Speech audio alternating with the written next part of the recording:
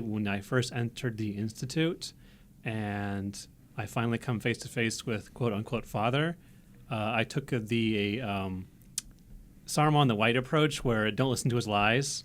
So the minute he steps to the door and says, "Hey, bam." You shot father. Shot him in the face with silencer, blew his head clean off. Really? Wait, Yep. whoa. You can kill him? Yeah. I assumed he was one of the That's what I thought too. characters. And we had talked at one of our other podcasts talked about essential characters and Yeah. the way quest structure. So I had come in believing that they would put the essential lock on the main characters of this game. Turns out they don't. Neither, I love that. Everybody in the Railroad, totally killable. Brotherhood, totally killable.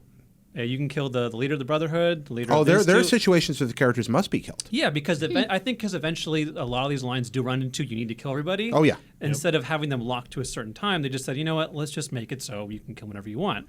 So I shot him in the face. I had to do it twice because the first time someone heard me somewhere, and so the whole place went to lockdown, and I'm like, well, I should probably try and get out of here.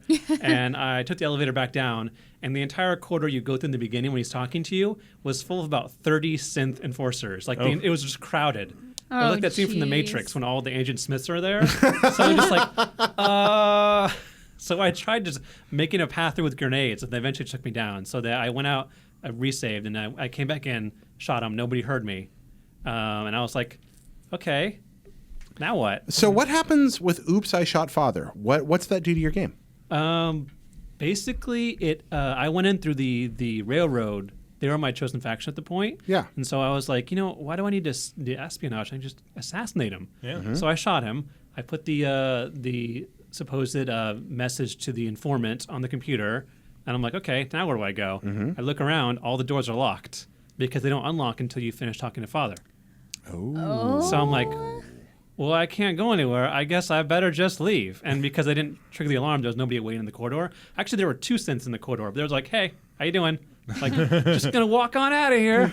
And so I just left. And I teleported back out, and I went to the railroad, and they're like, what happened? I'm like, what I want to say is, well, I killed father. I guess the game is over.